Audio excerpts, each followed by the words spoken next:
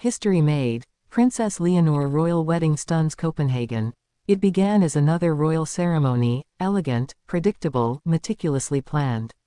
But by the time the final bell echoed across Copenhagen, Europe had witnessed something far more powerful. The royal world had changed. Princess Leonor of Spain didn't just marry Prince Christian of Denmark. She made history. This wasn't just a wedding, it was a declaration. A moment where centuries of royal protocol bowed to a new kind of monarchy. A monarchy that breathes, feels, and loves in front of the world. And no one saw it coming. The familiar scene, Copenhagen, glowing under spring skies. The cathedral alive with anticipation. Global media watching every flicker of light on Leonor's gown, every movement of the royal family. Cameras waiting for the perfect royal moment. But what they captured that day went far beyond royal perfection, it captured the beginning of a new era. Because Leonor didn't walk into that cathedral as just a princess. She walked in as the future of Spain, carrying the weight of history in the eyes of millions. And yet, in those moments, she was also just a young woman in love, standing at the intersection of duty and destiny. Then came the first shock of the day. As Leonor entered, the cathedral didn't just echo with the usual choir. Instead, the organ shifted to a live orchestra playing a Spanish melody, one that hadn't been heard at any Danish royal event before. A symbol of unity, of two worlds meeting not by politics but by choice. The crowd fell silent. Even Queen Margrethe was seen nodding with emotion. It was a quiet message, but it spoke louder than words. Tradition can evolve. As the ceremony began, observers couldn't ignore the tension and tenderness interwoven in every glance. Queen Letitia's proud but tearful smile. King Philippe's steady gaze, betraying both fatherly pride and the bittersweet reality that his little girl was no longer his alone. And Christian, nervous, sincere, determined.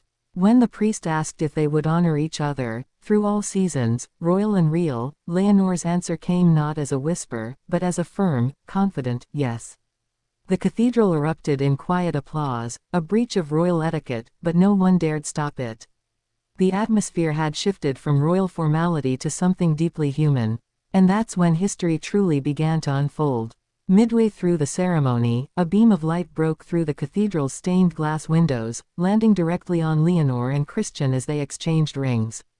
The crowd gasped. Some said it was coincidence.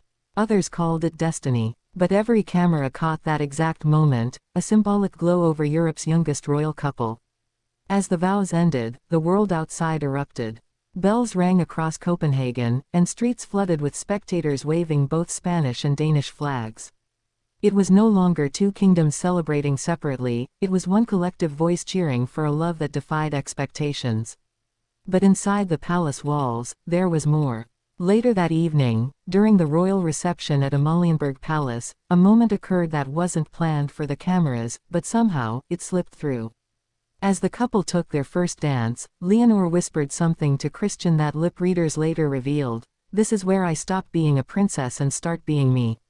Those words spread across Europe like wildfire.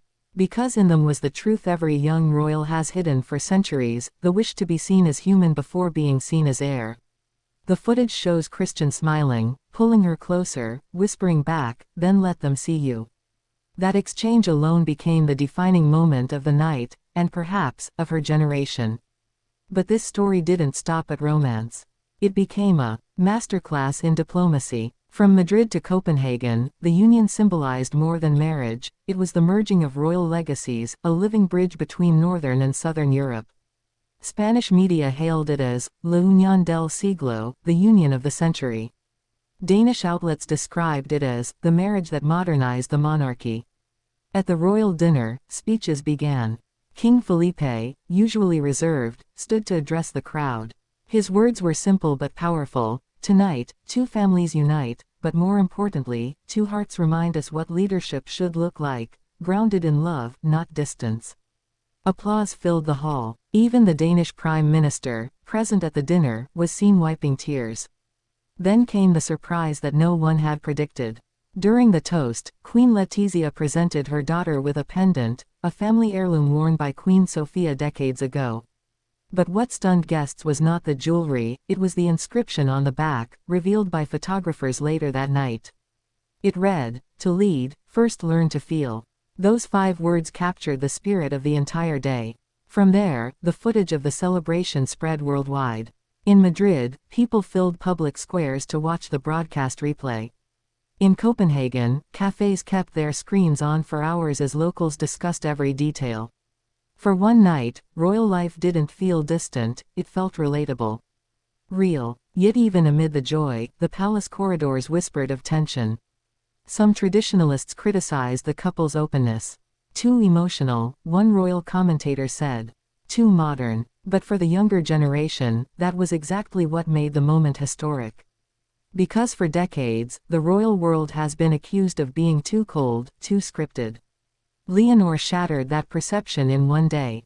And it wasn't just about emotion, it was about identity. For years, Leonor had been the quiet observer, the perfect royal daughter. But on this day, in front of the world, she redefined what royalty looks like in the 21st century. After the wedding, footage emerged of her greeting Danish children outside the palace gates. Instead of just waving, she knelt, hugged them, and thanked them for coming. That image became one of the most shared photos in Europe. The headline read, "A Queen Who Kneels." It was simple, powerful, unforgettable. Meanwhile, Christian's gesture during the post-ceremony walk stole hearts across Denmark. Instead of following traditional etiquette, he held Leonor's hand as they exited the cathedral, an act of unity that hadn't been seen in royal weddings for decades. It was a small defiance, but one that sent a clear message: this marriage is a partnership, not a performance. By the next morning, social media had erupted. Spanish Twitter trended with hashtag Leonor Queen of Hearts. Danish platforms filled with photos captioned, "Love has no borders." The entire continent seemed united, not by politics, but by emotion. And yet, the most moving part of all came not from the cameras, but from a private scene quietly recorded later that night.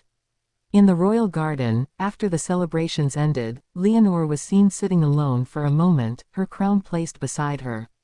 King Felipe approached, wrapping a cloak around her shoulders. "You've done something today I never could," he said softly. "You made them believe again." Leonor looked up and replied, "Not in us, Father. In love." That line, though never officially released, has been retold by insiders countless times. Because it captures what made this wedding different, it wasn't just royal history. It was human history. As the days passed, Copenhagen continued to glow with celebration. Murals, flowers, and tributes flooded the city streets. In Madrid, cathedrals rang their bells in unison with Denmark, a rare show of unity between two nations bound not by treaties but by affection. And so, as Europe looks back on that day, the verdict is clear: history wasn't just made, it was rewritten. Princess Leonor's royal wedding wasn't the story of a crown passing hands. It was the story of a world changing before our eyes. She became more than a symbol.